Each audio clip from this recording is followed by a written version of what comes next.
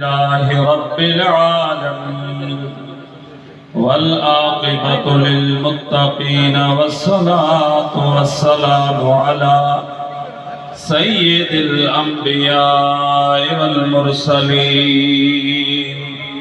व अला आलिहि व अस्हाबिहि व अहले बैतिहि अजमईन।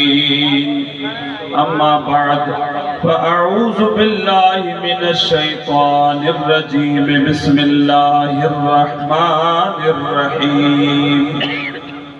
या अय्युहल्लज़ीना आमनू ला तक़ूलू राइना वक़ूलुन्ज़ुरना वस्मऊ वलिल काफ़िरीन अज़ाबुन अलीम। सदक़ल्लाहुल अज़ीम। इन्नल्लाह व मलाइकतहु युसल्लूना अलन नबी या अय्युहल्लज़ीना आमनू सल्लु अलैहि व सल्लिमू तस्लीमा। सल्लल्लाहु अलैका या रसूल अल्लाह वसल्लम अलैका या हबीब अल्लाह। नबी के नाम पर 100 जास जो कुर्बान होते हैं, खुदा शाहिद वही तो साहिबे ईमान होते हैं। जो उनके जिक्र की महफिल सजाते हैं मोहब्बत से, रसूलुल्लाह उनके घर में खुद मेहमान होते हैं। मुर्शिद कामिल मुही को जड़ा दिल दी दरी खोले, बात रहती देव से भड़के लगा चणग रखस विच चोले। तालिब खुद मतलूब थी वे सोई सीने अंदर बोले, मिस्कीन को उहो महबूब मिल्या जै भन छोड़े सब भोले। निहायत मुअज़्ज़ज़ ऐं मुकर्रम भाइरो दोस्तों, काफ़ी देर खां थधि जी मौसम में अल्लाह अज़्ज़ व जल जे हिन प्यारे घर मस्जिद शरीफ सूमरा महला में तव्हां वेही करे मीलाद मल्हायो वा। बानिया ने महफ़िल तव्हां असां सभिनी खे दावत ॾेई किन खे ॿुधण जो मौक़ो नसीब फरमायो। सुभान अल्लाह। जे नथी अचे त तव्हांजी मजबूरी आहे, जे अचे त पोइ ज़रूरी आहे। प्यारा, तव्हां असांजे दिलनि जी धड़कन, मंबई रुशदो हिदायत पै करे शफ़क़त व सखा रहबर शरीयत पीर तरीक़त हज़रत क़िबला साईं मियां मोहम्मद अनवार साईं बादशाह दरबार आलिया हज़रत मशहूरी शरीफ खां काफ़ी देर खां मोरे शहर जी हिन सोनी जमात जे अॻियां रौनक अफ़रोज़ आहिनि। तव्हां सभिनी खे इंतज़ार आहे साईं जे मोहब्बत, अदब, इश्क ऐं हक़ीक़त वारनि सुहिणनि लफ़्ज़नि ॿुधण जो। नात ख़ाननि बि तमामु सुहिणे अंदाज़ सां तव्हांजी असांजी हौसला अफ़ज़ाई कई। चंद लम्हा थी फ़क़ीर तव्हांजे साम्हूं बाबे गुफ़्तगू रहंदो। एक भेरो मदीने वाले साईं ते मोहब्बत से दुरूद पढ़ो। सल्लल्लाहु अलैका या रसूल अल्लाह व सल्लम अलैका या हबीब अल्लाह। तवज्जो जेतिरो अल्लाह वारा रूहानी ताकत ते ख़िताब कंदा आहिनि, उन्हनि खे सुभान अल्लाह चवराइण जी, तव्हां असांजे दाद ॾियण जी ज़रूरत न हूंदी आहे।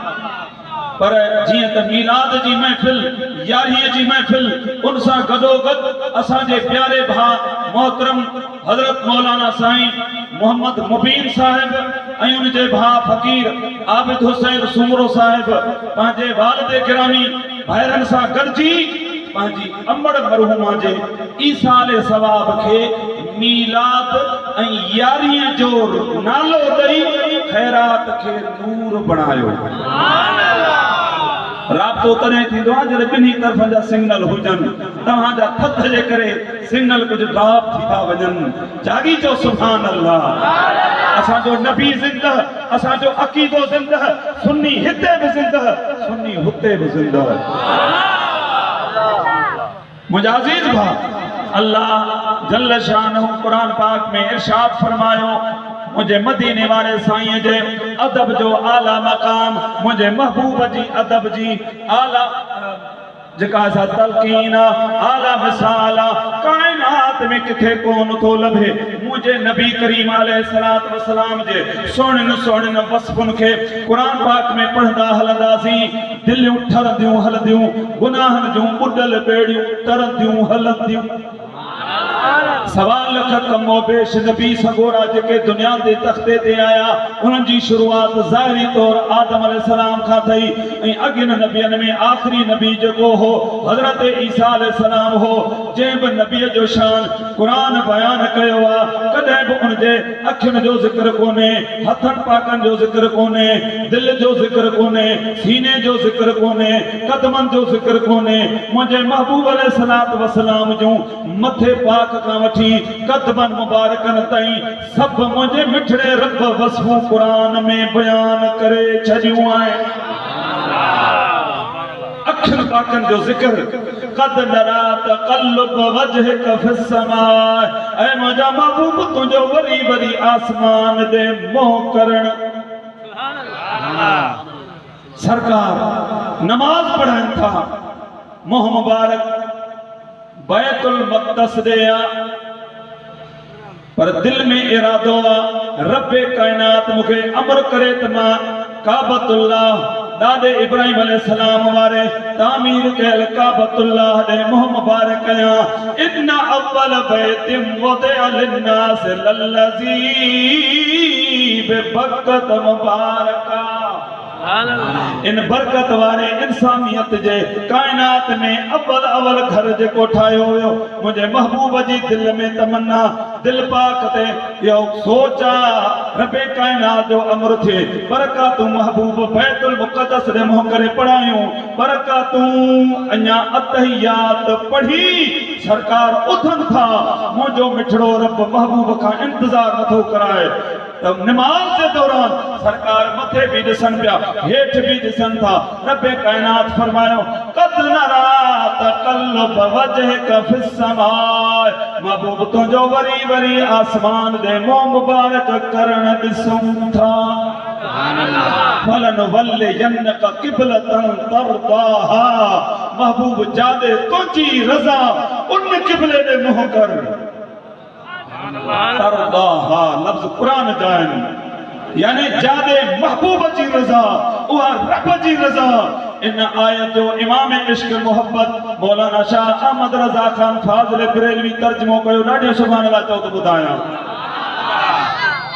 खुदा की रज़ा चाहते हैं दो आलम, खुदा चाहता है रज़ाए मोहम्मद। सुभान अल्लाह। आला हज़रत जी इहा नात सियालकोट शहर में हिकड़े नात खान पढ़ी महफिल नात में, जीअं तव्हां जैन मोरे शहर में अॼोके प्रोग्राम में आबिद हुसैन जी वालदा मरहूमा जे ईसाल सवाब वारी नूरानी महफिल में दरगाह आलिया मशहूरी शरीफ जो चश्मो चराग हजरत किबला साईं मोहम्मद अनवार साईं जी सदारत, सैयदन जी सदारत, सोनी जमायत चवे सुभान अल्लाह। सियालकोट शहर में अल्लामा इकबाल जी सदारत में महफिल नात हले पई। आला हजरत जी इहा नात खान पढ़ी हेठ लथो। अल्लामा इकबाल कदरदान हुयो, सद कईस हेॾे आ, ॾाढी भली नात पढ़ी अथई। इनमें इकबाल जूं ॿ मिसराऊं शामिल करे छॾ। छा लिखी तमाशा तो देखो कि फिरदौस आला, तमाशा तो देखो कि दोज़ख की आतश जलाए खुदा और बसाए मोहम्मद। फरीदुल के तअज्जुब की चाह है कि फिरदौस आला बनाए खुदा और बसाए मोहम्मद सल्लल्लाहु अलैहि वसल्लम। मुझा मिठा महबूब जे अखिन पाकन जो जिक्र, ज़बान मुबारक जो जिक्र, वमा यंतिकु अनिल हवा इन हुवा इल्ला वहयु यूहा। हर उज़्वे पाक जो जिक्र कुरान पाक में यो मुझे महबूब जो शान आ। अल्लाह तो फरमाए या अय्युहल्लज़ीना आमनू, ऐ ईमान वारो केडो सुहणो लक़ब हिन उम्मत के। अगन नबियन ते जन जन भी कलमो पढ़ियो, के नबी ते बिन माण्हुनि कलमो पढ़ियो, कहते 70,000 कलमो पढ़ियो, कहते 80 माण्हुनि कलमो पढ़ियो। वाह मुंहिंजा मदीने वारा 23 साल जे अरसे में क़यामत ताईं अरबन खरबन कलमो पढ़ियो, अञा पढ़ंदा इश्क जूं चाढ़ियूं चढ़ंदा। ॾाढी जो सुभान अल्लाह। कंहिं बि नबी नबूवत जो ऐलान कयो, रिसालत जो ऐलान कयो, जन उन ते कलमो पढ़ियो, हुया ते ईमान वारा, पर उन्हनि खे रबे कायनात ईमानदार जे लक़ब सां न सॾियो आहे। हिन सोणी उम्मत खे अल्लाह तो फरमाए, ऐ ईमान वारो ला तक़ूलू राइना, मुझे हबीब करीम सल्लल्लाहु अलैहि वसल्लम के कदे राइना जो लफ्ज न चो।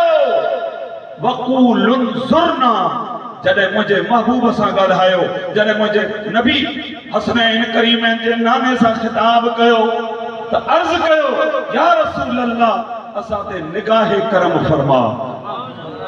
वक़ूलुन ज़ुरना, असां ते निगाह पाक फरमायो। वस्माऊ, जॾहिं मुझे महबूब ॻाल्हाए त गौर सां ॿुधंदा कयो। दुनिया जा ख़यालात कटे, सॼी दुनिया खे हिकु पासे करे मुझे महबूब जी ॻाल्हि खे ॿुधंदा कयो। वलिल काफ़िरीन अज़ाबुन अलीम, ऐं काफ़िरनि लाइ दर्दनाक अज़ाब आहे। कुरान पाक जो फैसलो तवज्जो मुंहिंजा अज़ीज़ भा, सरकार सल्लल्लाहु अलैहि वसल्लम अर्शन जूं ॻाल्हियूं फर्शन ते वेही ॿुधाईंदा हुआ, ग़ुलाम ॿुधंदा हुआ, पर का कुरान जी आयत मुक़द्दआत हुजे, मुतशाबिहात हुजे, का अहिड़ी अल्लाह जी मोकिलियल आयत सहाबी न समझी सघंदा हुआ। महबूब जी ख़िदमत पाक में अर्ज़ कंदा हुआ, या रसूल अल्लाह राइना, असांजी रियायत फरमायो, या ॻाल्हि असांखे वरी समझायो। अदब सां अर्ज़ कंदा हुआ, साहबी छा चवंदा हुआ, अदब सां अर्ज़ कंदा हुआ, सहाबा वो जिन्हें हर सुबह सुबह ईद होती थी, नबी का जिक्र करते थे, नबी की दीद होती थी। इंतहाई अदब कंदा हुआ महबूब जो। इन खां वधीक मिसाल कहिड़ो ॾिजे। सरकार वुज़ू कन, पानी झपे वठन, हिकड़े के पानी नथो मिले, बे जे हथन ते ही हथ ॾेई वरी उहे मुंह ते घुमाईंदा। सुभान अल्लाह, सुभान अल्लाह न चयो। कुछ दोस्तन चई ॿिया भला हिक ॿिए खां परमिट वठी पहुचो। हे तव्हांजो सुभान अल्लाह पढ़ण, हे फ़कीर जी तकरीर, नात खानन जो नातो, मुर्शिदन करीमन जा सोना लफ्ज़, आखिरी दुआ, यकीनन आबिद हुसैन जी वादा मरहूमा लाइ जन्नत जो सबब बणजी पहुचंदा। छो त मदीने वाले साईं जी हदीस मुबारक आ, पाण फरमायो मोमिन मर्द या मोमिना औरत कब्र में ओचितो उनजो दर्जो बुलंद थी वेंदो आहे, ओचितो जन्नती नेमतूं उनखे मिली वेंदियूं आहिनि। वो मानो पुछंदो आहे पंहिंजे विछड़े रब खां, रब जे तरफ़ां जेको नूर उन ताईं पहुचंदो आहे, फयक़ूल या रब अन्ना ली हाज़िही, ओ मुंहिंजा मालिक हे नेमतूं किथां आयूं? तव्हांजे मोबाइल में जो ओचितो 500 जो बैलेंस अची वञे ठोड़ मां त ठका निकिरी वेंदा न। हिते कीअं सुभाणे अल्लाह पढ़ी अथव, ॻाल्हि दिलि सां लॻी आहे न। ओचितो मुंहिंजे महबूब जो फरमान मुबारक आहे त जन्नत जूं नेमतूं, जन्नत जा इनामात, तबरुकात मोमिन खे क़ब्र में पहुची वेंदा आहिनि। पंहिंजे मिठड़े रब खां अर्ज़ करे पुछंदो आहे, हे नेमतूं कीअं आयूं? मूं त इहे नेमतूं तहज्जुद जी सूरत में, 5 वक्त नमाज जी सूरत में, दुआ जी सूरत में, तिलावत जी सूरत में, नेकीअ जी सूरत में मूं तो कोन कयूं, किथां अची वियूं? अल्लाह जे तरफ़ां उनखे ॿुधायो वेंदो आहे। फयक़ूल सुभान अल्लाह, वरी उनखे चयो वेंदो आहे उन मुसलमान खे इस्तिग़फ़ार वलदिक लक, पोइ ते पुट छॾे आए, पोइ ते पोटा छॾे आए, पोइ ते अहलो अयाल छॾे आए, घर जा रिश्तेदार छॾे आए, उन्हनि तुंहिंजे लाइ मीलाद कयो आहे, खैरात कई आहे, इस्तिग़फ़ार पढ़ी आहे, दुआ घुराई आहे। उन दुआ जो सिलो तोखे अल्लाह जन्नत जी सूरत में क़ब्र में ॾेई रहियो आहे। उहे खैरातूं केॾियूं भलियूं जन में दुरूद पढ़जे, उहे खैरातूं केॾियूं भलियूं जन में क़ुरान पढ़जे। मुंहिंजा अज़ीज़ तरीन दोस्तो मुसलमान भाइरो, सहाबी अदब सां चवंदा हुआ, इश्क सां चवंदा हुआ, या रसूल अल्लाह तुंहिंजी इहा सम्झाणी, तुंहिंजी ॿुधायल ॻाल्हि सम्झी न सघिया आहियूं, वरी ॿुधायो। लफ़्ज़ चवंदा हुआ, या रसूल अल्लाह राइना, वरी ॿुधायो। मां मूंखे अर्ज़ कंदा हुआ, हाणे तव्हां हिते तवजह करे ॾिसो, हिकिड़ो असांजो लफ़्ज़ सिंधी ज़बान में आहे, बिरोकी में जी माना ॿी हूंदी, उर्दू में माना ॿी हूंदी, फारसी में माना ॿी हूंदी, अरबी में माना ॿी हूंदी। खोड़ ॿोलियुनि जा अहिड़ा लफ़्ज़ आहिनि जन जी हिकिड़ी ॿोली में माना हिकिड़ी आहे, ॿी ॿोली में उहो लफ़्ज़ घटिया हूंदो आहे, खणी ॻाल्हायो वेंदो आहे। यहूदनि वटि इब्रानी ज़बान में इहो राइना जो लफ़्ज़ घटिया इस्तेमाल कयो वेंदो हो ऐं किरियल लफ़्ज़ इस्तेमाल थींदो हो, जबकि माना कदे बि मूंखे हक़ीक़त में ज़बान ऐं मोहब्बत इजाज़त न थी ॾे। तवजह करे जो सुभान अल्लाह। बस उन्हनि यहूदनि गुस्ताखन हिते बि ॿुधो सही, असां सुन्नी बि हदीस जा किताब पढ़ंदा आहियूं, आयतूं बि पढ़ंदा आहियूं, सीरत जा किताब बि पढ़ंदा आहियूं, पोइ महबूब जे शान जूं आयतूं हदीसूं ॻोल्हींदा आहियूं। अहिड़ी का आयत पढ़ां जो मोरे जी जमायत ठरी पवे, ख़ुशि थिए, महबूब जो शान ॿुधायां, दस्तगीर जो शान ॿुधायां, अल्लाह वारनि जो शान ॿुधायां, सहाबियुनि जो शान ॿुधायां, अहल बैतनि जो शान ॿुधायां। असांजी कोशिश इहा हूंदी आहे, पर ॿिया फ़िरका, ॿियूं फ़िरकियूं उहे बि ॻोल्हींदा आहिनि। क़ुरान असां बि पढ़ंदा आहियूं, क़ुरान उहो बि पढ़ंदा, हदीस असां बि पढ़ंदा आहियूं, हदीस उहो बि पढ़ंदा, सीरत जा किताब असां बि पढ़ंदा आहियूं, उहो बि पढ़ंदा। छा चवंदा? अहिड़ो को दलील ॻोल्हिया जंहिंजो जवाब मोरे में मौलाना कुर्बान अली सुमरो साहब न ॾेई सघे, फ़कीर करीम बख्श न ॾेई सघे, क़िबला साईं मोहम्मद राशिद शाह साहब न ॾेई सघे। दस्तगीर जे मुरीदनि जो हिकिड़ो ई धक लोहार वारो अथई, घर बि हथ कोन ईंदी, साम्हूं वेही ॻाल्हा, अणपढ़ियल बेपीरा जट विझ ॻोल्हींदो आहीं। ऐं यकीन करे ॿुधो, ओ मुंहिंजा सुन्नी भाइरो, हथरात मथे खणो, सीए मां मथे करे, मथे करे, इहा तव्हांजी शाहिदी आहे ईमान जी, अल्लाह ख़ुशि रखे। इहा तव्हांजी ईमान जी शाहिदी आहे प्यारा दोस्तो। छो त जलसो मीलाद जो आहे, जलसो यारही जो आहे, जलसो ईसाल सवाब जो आहे, वेठी जमायत मोहब्बत वारी आहे। जन जन जे दिलनि में रसूलुल्लाह जी मोहब्बत आहे। मुंहिंजा मिठा, ख़बर अथव कुछ अबे ॾाढे सुन्नी ॾिठासीं, पोइ वरी मीराद जा इनकारी थिया, उन्हनि जो औलाद यारीअ जो इनकारी थियो, या रसूल अल्लाह पढ़ण जो इनकारी थियो। छो थियो? असांजो तजुर्बो आहे, जेको बि जंहिं अल्लाह वारे जो गुलाम आहे गुस्ताख टोले जे वेझो न ईंदो। बकरी जेका धनार खां छिजी वेंदी, धण खां छिजी वेंदी, उनखे बघड़ वठंदा, उनखे शींहं वठंदा, उनखे गिदड़ हमला कंदा। अदा अकीदे जा बघड़ भी दुनिया में फिरन था, पर जंहिंजो कंहिं न कंहिं अल्लाह वारे सां हथ आहे, न उनजे वेझो ईंदा, न वरी उहो उनखे वेझो अचण ॾींदो।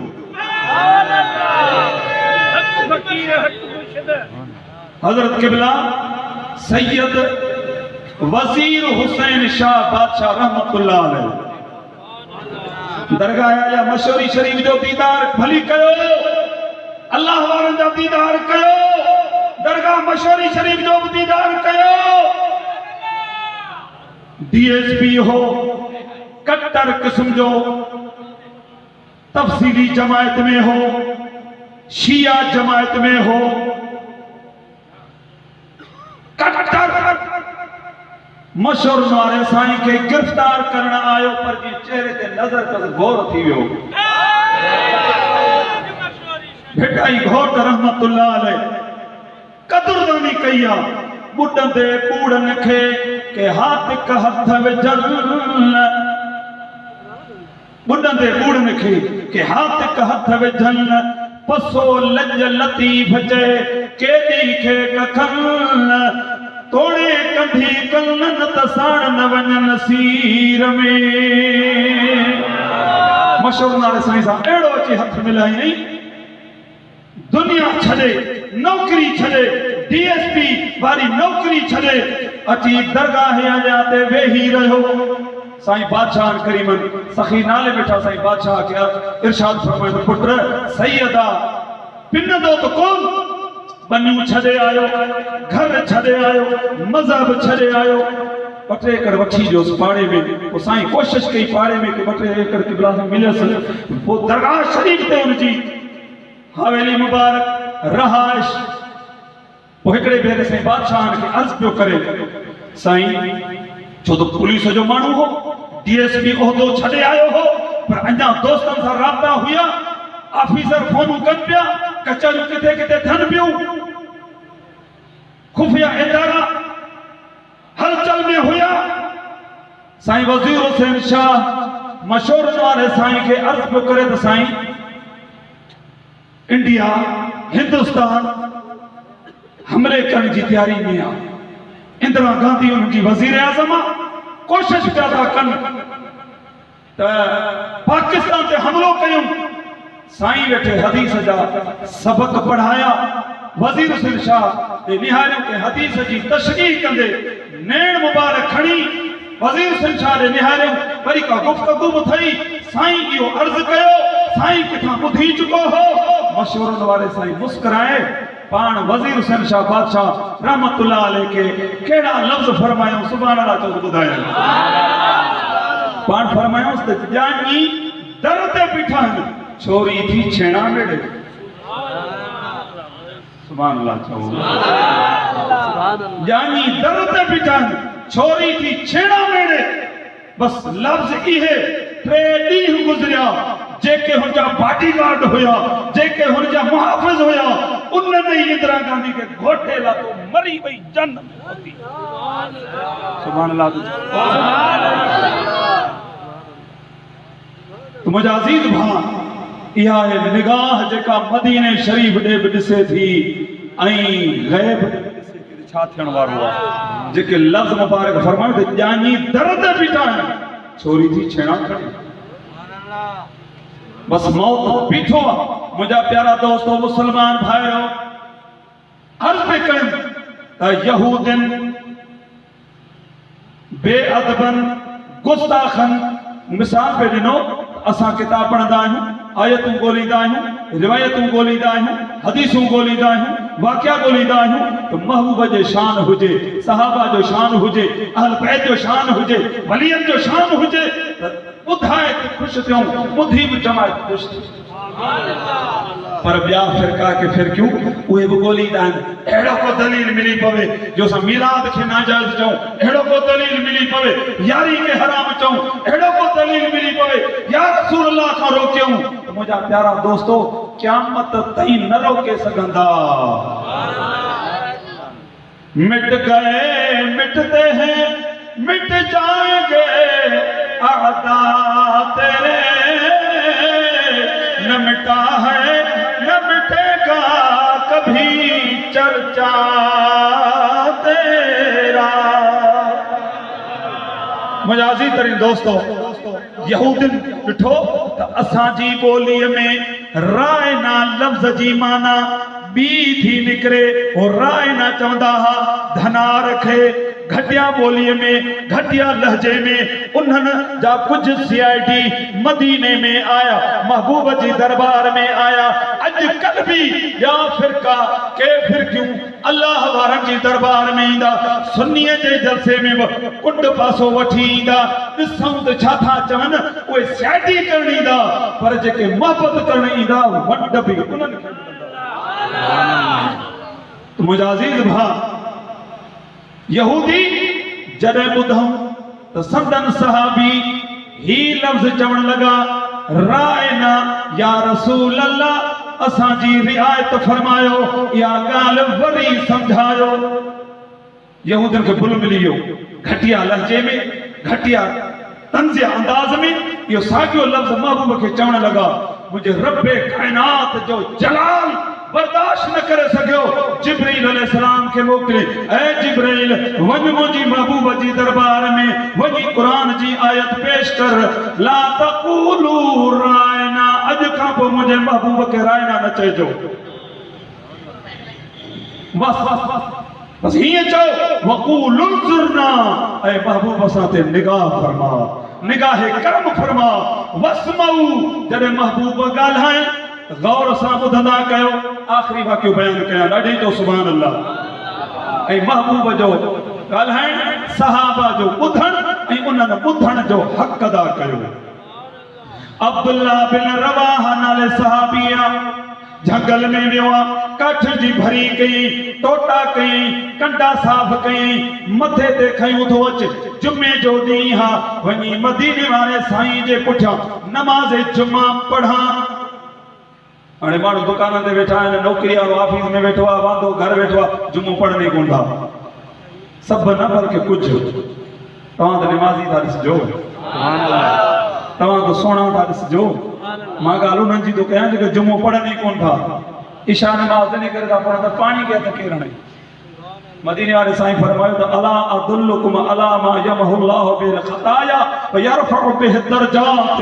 हे जाचो त भली ॻाल्हि ॿुधायां, मऊअ जूं ॻाल्हियूं सभु भलियूं। पाण फरमायो त अहिड़ियूं ॻाल्हियूं ॿुधायां जो तव्हांजा गुनाह मिटिजी वञनि ऐं जन्नत में दर्जात तव्हांजा बुलंद थी वञनि। पाण फरमायो इस्बागुल वुज़ू अलल मकारे, ॾुखे टाइम ते ठाहे ठाहे वुज़ू करणु अहिड़ो अमल अथव जो तव्हांजा गुनाह मिटिजी वेंदा, जन्नत में दर्जात तव्हांजा बुलंद थी वेंदा। पाण फरमायो त ॿिए नंबर में कसरतुल ख़ुदा इलल मसाजिद, मस्जिद में घणियूं विखूं खणी अचनि। अञा मस्जिद में पहुतो न आहे, तिलावत कई न आहे, वुज़ू कयो न आहे, नमाज़ पढ़ी न आहे, मदीने जो साईं तुंहिंजी क़दुरदानी थो करे। पाण था फरमाइनि त जेके विखूं खणी मस्जिद ॾे ईंदो गुनाह मिटिजी वेंदा, जन्नत में दर्जात बुलंद थी वेंदा।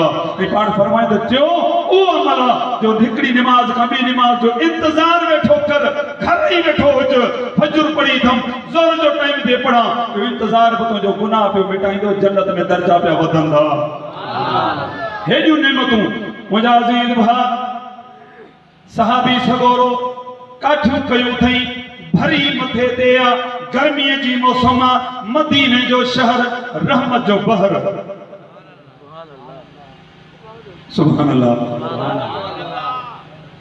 काठी कयूं थो वञे, जीअं मस्जिद में को माण्हू उथंदो आहे, दस्तगीर जी दरबार में हिकिड़ो शख्स उथियो, मथे ॾिठई, सिरण पई उॾा में, पाण इशारो कयूं, सिरण जी मुंडी हिकिड़े पासे धड़ ॿिए पासे, पाण फरमायो वेही रह। खिताब जे दौरान हेॾे होॾे ॾिसणु उथणु ॾुखियो लॻंदो आहे। अॻिलो ॿुधाईंदो आहे इश्क मोहबत जो पैगाम, त मुंहिंजो गौर सां ॿुधनि। इहो त पीरान पीर जी करामत। मदीने वाले साईं जुमे जो खुतबो शुरू कयो असहाबी उथियो पाण फरमायो इजलिस वेही रह असहाबी तो वेही रहो पर महबूब जो आवाज भी मौजूदो हो दिए मौजज़े अंबिया को खुदा ने हमारा नबी मौजज़ा बन के आया सरकार जो आवाज मुबारक जी पहिरीं सफ़ वारा ॿुधंदा हा हज़ारे सफ़ हुजूं आख़िरी सफ़ वारा भी ईअं ॿुधंदा हा अब्दुल्ला बिन रवाहा रज़ी अल्लाह ताला अन्हु काठ जी भरी खयूं थो वञे इहो इजलिस वेही रह इहो आवाज़ मदीने जी गली में साहबी ॿुधो गर्मीअ जी मौसम में उते जो उते वेही रहियो ॿियो साहबी जंग तां मोटियो मुसाफ़िरी तां मोटियो अचे पियो ॾिठई अब्दुल्ला बिन रवाहा वेठो आहे गर्मी आहे वार वार पघर में ईअं ॻणे पियो थो काठियुनि जी भरी मथे ते आहे अदा छो वेठो आहीं हल काठियूं घर छॾ जुमो पढ़ चई जुमो तो पढ़ा मदीने जे साईं चयो त वेही रह मऊन फरमायो वेही रह तूं त अब्दु सतार एधी बणजी मूंसां भलाई त करी थो पर जंहिं महबूब जो कलमो पढ़े त उन चयो वे असां बि सगुर हलियो आहियूं वधीक बस कोन कई अचे त मदीने जा साईं खुतबो मुबारक पढ़नि पिया था अॻियां अदब सां बीही अर्ज़ थो करे या रसूल अल्लाह तव्हां हिकिड़ो भेरो चओ या रसूल अल्लाह तव्हां सां सुनिन खे ग़रीब सुनिन खे मीलाद करण वारनि खे यारी करण वारनि खे वहाबी रोकींदो आहे न चओ छो न चऊं शिरक अदा समझो तव्हां खे झलींदा इन्हनि जे वॾे डिंग मौलवी अशरफ अली थानवी नशर तीब में सुफ़े नंबर 194 ते लिखियो आहे तूं ये पोरे में या रसूल अल्लाह पढ़ी थो तो ते चिड़े थो अड़े तुंहिंजे वॾे मौलवी ते चयो आहे छा चयो अथई ॿुधंदो मां पंहिंजे सुननि खे ॿुधाइण थो चाहियां लिखे तो दस्तगीरी कीजिए मेरे नबी दस्तगीरी कीजिए मेरे नबी कश्म कश्म तुम ही हो मेरे नबी अमरोटी चयो आहे गुलशन अमरोटी नंढड़ो किताब लिखियो अथई उनमें अमरोटी साहब जो नातू आहिनि उहो छा थो चवे मां ऐलान करे थो छॾियां अॼुकल्ह व्हाट्सअप जी दुनिया आहे जेको तव्हांजे साम्हूं अचे रुगो व्हाट्सअप कजां किताब जो फोटो मोकिलींदा मुल्ले जे मुंहं ते हणी छॾिजां अमरोटी तो लिखे ॿुधी ज़ारियूं निमाणीअ जूं अची रस या रसूल अल्लाह अरे तुझा डिंग लिखन था या रसूल अल्लाह मोरे में गरीब सुन्नी पड़े छो थो उन ते सड़ी उन जी जेका असां बदनसीबी आहे मुंहिंजा जी तरीन दोस्तो असां बि सगोरो वेठो आहे साम्हूं बि अर्ज़ थो करे या रसूल अल्लाह अब्दुल्ला बिन रवाहा तव्हां जो आवाज़ मुबारक ॿुधो आहे बाज़ार में वेठो आहे गाटो भजन ते थस भरी भी नथो लाहे मुझा महबूब समझी विया मुझो महफिल में मस्जिद में बीहण वाले के चयो वेही रह यो आवाज मुझो ॿुधो अथई पाण फरमायूं इताअत जो हक़ अदा कयो अथई काठियूं घर छॾे जल्दी आ काठियूं छॾे महबूब जी दरबार में आयो आहे अदा इहो आहे महबूब अलैहिस्सलातु वस्सलाम जी फरमान बरदारी महबूब सां मोहब्बत ॾाढे जो सुभान अल्लाह सरकार मदीने वारे साजे प्यार कदे त खटी दे सरकार मदीने वारे साजे प्यार कदे त खटी दे जेको नबी जो नाए उन्हें के धार कदे त खटी दे सरकार मदीने वारे सां तो जहड़ो साईं आयो न ईंदो चयो हसन सहाबी तो जहड़ो साईं आयो न ईंदो चयो हसन सहाबी नात खानन जे सरदार जियां इज़हार कंदे त खटी दे गर्मी सर्दी नाहे जिथे थधकार जन्नत वारी गर्मी सर्दी नाहे जिथे थदकार व जन्नत वारी सो पाक शहर व मदीने जो दीदार कंदे त खटी दे सरकार मदीने वारे साजे प्यार कंदे त खटी दे जेको नबी जो नाहे उन्हें के धार कंदे त खटी दे सिख भी गुरु नानक वारी दाढ़ी असां था निभाए सिख का पुछंदे दाढ़ी छो रखी थी चवे तो असांजे गुरु नानक के अदा हुन काफर के पंहिंजे काफर जी लंजा असां खे त महबूब जी लंज रखण खपे सुभान अल्लाह ॾाढी चओ सिख भी गुरु नानक वारी दाढ़ी असां था निभाए तू सोने रसूल जी सुन्नत खे निर्वार कंदे त खटी दे खत्म नबूवत साजन चोरन हथ चुरात करिया तन मर्दू तन जे सामो उभी तलवार कंदे त खटी दे वाह रिजवी साहब तो त किरोड़े रहमत हुजन सुन्नत जमाती सुतल गैरत जागाए नसर हुजे या नज़म हुजे परेशान हुजे आका जो करी बख्श मशोरी नात लिखी जे त्यार कंदे त खटी दे सरकार मदीने वारे साजे प्यार कंदे त खटी दे जेको नबी जो